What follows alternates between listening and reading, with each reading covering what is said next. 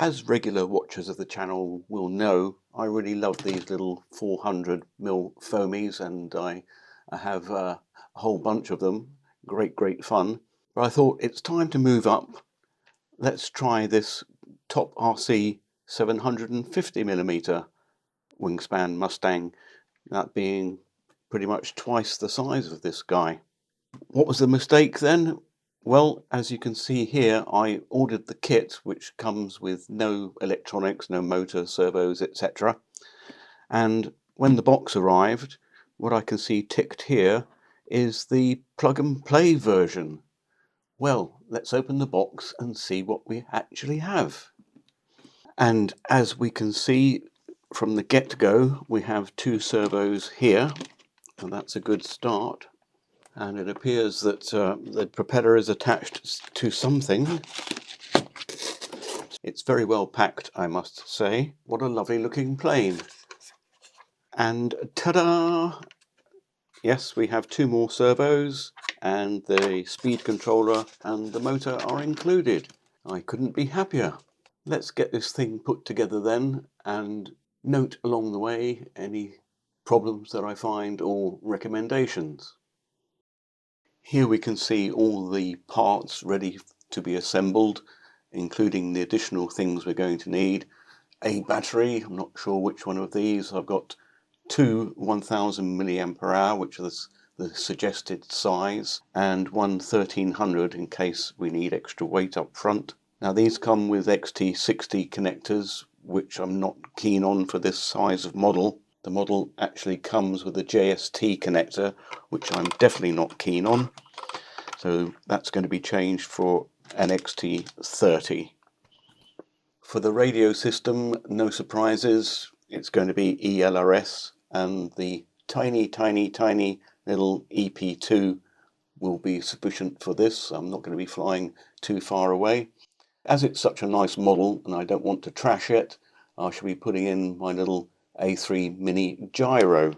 The included instructions are very basic. It's obviously just screwing things together, got the landing gear and such like there. A question for you though, I see here the Corsair, the T34 and the Hurricane. I've looked online and not been able to find those for sale. The only one that appears to be current is the P51, which is rather a shame. If you know where to get any of these other models outside of the US, I'm in Europe, then please leave me a comment down below. Let's crack on now and get the thing assembled. The first part of the assembly then is to install the landing gear. Now I've just pushed this one in to show you what it should look like. I've yet to put the screw in there. Make sure that you support underneath when you're pushing this in. Clearly the cover for the undercarriage will go on the outside, so these are pointing slightly forwards, and just pushing and rocking backwards and forwards, making sure that this tab goes into the slot as well until the whole thing is flush. Also checking that they're at the same angle, both outwards slightly and clearly in line this way as well. The accessories kit contains another little bag with a couple of spare control horns in there. Take care here to select the correct screws. This clearly is for the wing attachment, but these are for the landing gear with a little built-in washer, as it were. These other self-tappers will be for the attachment of the tail and elevator. I'm not sure what this guy is for yet, but a little M3 screw, but these are all self-tapping. Clearly then it'll be these two for the landing gear.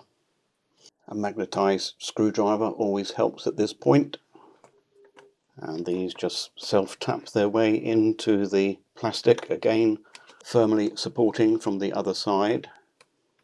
There we can see it. All it does really is to stop the landing gear from coming out, which, as it took some force to push in, is probably not going to be a problem anyway. The next thing to do then is to assemble the rudder onto the elevator section. The two tabs fit in there, and then there's a slot at the front.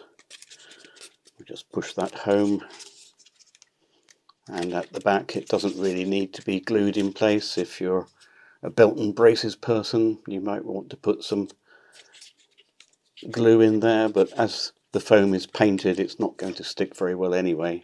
And there's going to be two screws through here which will keep it securely in place. Let's make sure that the control surfaces move freely. This then is going to fit into the section here.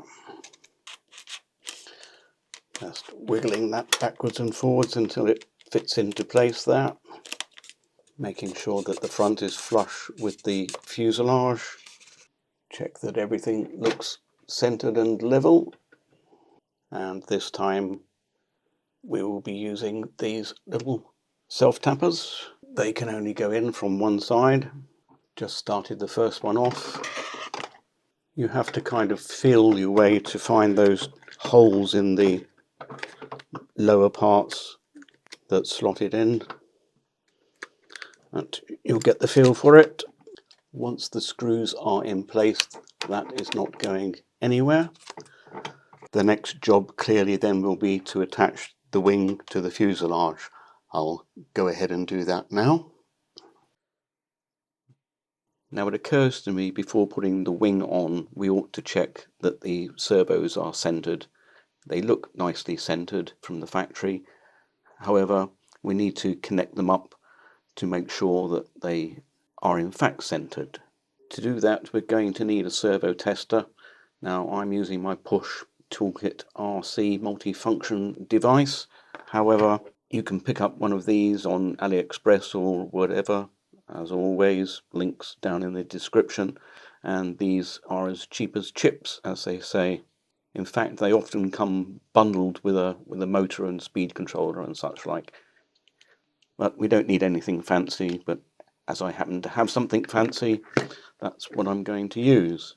You can see the waveform on the display there, the width being 1500 microseconds, which is the center 50/50 duty cycle. Taking then first the elevator, plugging that in, and nothing has moved, which tells me that it's centered. If I switch this now from manual to auto, we can see it sweeping backwards and forwards there. Go back to manual, it's no longer at 1500. Start again, we're back to the 1500 microseconds. So that is perfectly centered for the elevator. Similarly, now for the rudder and tail wheel, you'll notice that there are two control wires there, one for each of those functions. Plugging that in again, nothing has moved, which is good news. Switch it to auto, and we can see that that is going backwards and forwards nicely. Going back to manual at 1500, and it's centered nicely. Those two then are good. Of course, we ought to check the tail wheel is centered as well, which it is, and I neglected to tell you that the control horns haven't been connected yet. It's best to do this test before you connect anything up, in case anything is wrong and overdrives one of the control surfaces. That is all good. Now we can repeat the process for the aileron servos. In my case, the necessary Y lead for the ailerons wasn't installed, it was in the bag of parts. So making sure that the signal wire there is on the top. We can plug that first one, making sure that's pushed completely home, followed by our second, again making sure that is fully home. So now we just have one connector for the two servos. Plugging that now into my tester. Again, nothing has moved. The servo on this side is centered, and equally on that side. Switching again to auto, we can check that we've got even movement there on both sides. Going back to the 1500, double checking that the control surface is level. on both sides. You can see there's no difference, it's completely level. The factory has done an excellent job. Now I can move on and get those installed. Now each time I say I'm going to put the wing on, I remember to tell you something else.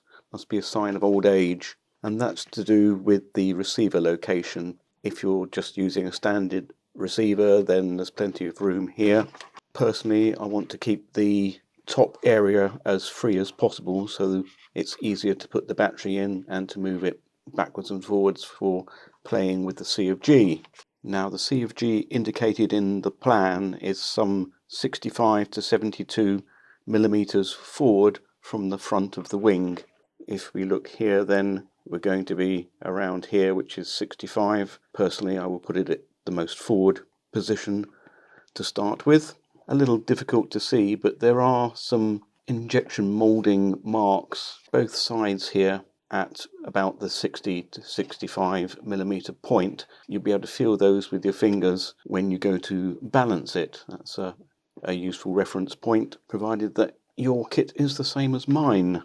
Of course, being me, I make things more difficult for myself, and I'm going to be using the gyro that I mentioned before, the A3 Mini. Now, setting that up is outside the scope of this video, but I'll put a link in there to a video that I've done previously on this little guy. General rule of thumb for installing gyros is to put them as close as possible to the center of gravity, and therefore it's going to be here. I've 3D printed a fancy little tray that I'm going to tie wrap into place there. I'm only going to tie wrap it because in the end of the gyro you can just see there's a little USB port for programming.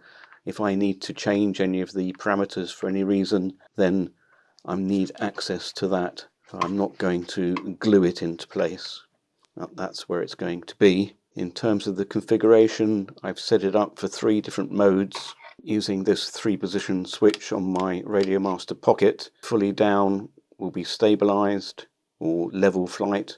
In the middle will be normal, or some people call it wind mitigation, basically correcting for any uncommanded inputs, and right forward will be off. Honestly, now I will put the wing on and then we can check that the control surfaces are all moving correctly and that the gyro is set up correctly. Ready now then to test the direction and the setup of the gyro. On my transmitter I've set up rates on this switch, and as I told you before, I have the gyro, which is currently in the off position, on that switch there. If then I move the stick to the right hand aileron goes up and the left one down, and that is all good. For the elevator, down is up and up is down, right is right and left is left. That is all good then. With the plane more or less in its flying attitude, nose slightly up, the gyro should be centered, and therefore when I switch the gyro on, we shouldn't detect very much, if any, movement in the control surfaces. Normal gyro.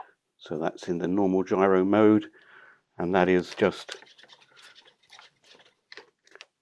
compensating for any uncommanded inputs. It doesn't show us which direction the surfaces are moving in very easily, and therefore if we switch it into the level mode, or stable as I have set it up on the radio, same thing. Now, for example, if we push the nose down, we get a very slight up elevator. Similarly, if I point the nose up, you should be able to see that there is some deflection downwards there. So that is correcting in the way that we would expect.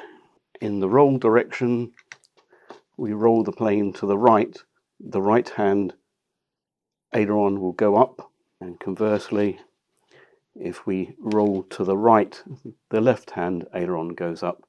Everything then is moving in the correct direction. The easiest way to remember that is if I want to bank to the right, then the right aileron will go up. If due to wind or whatever the plane rolls to the right, we get the opposite movement to correct that. That's how I tend to remember things. If you're interested in the rates that I've set up there, you can pause on the screen now and you should be able to see the values that I've set there, representing high, medium and low. Gyro off. With the gyro off then, just to demonstrate that, that's the amount of throw in high rates, medium rates, Low rate. and low rates. Low rate. Medium rate. High rate. You can see the difference more clearly there. All is good then. I've set up a throttle cut. Throttle active. And now active, so we have everything Throttle cut. ready to go. I'm in two minds as to whether to put the drop tanks on or not. I'd appreciate your input.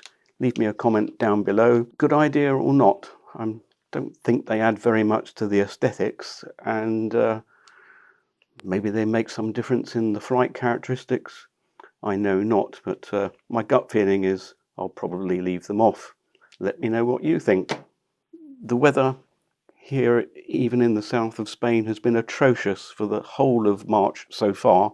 We can only hope that in the week that comes, that the weather will improve and enable me to get this thing into the air. Many thanks for watching.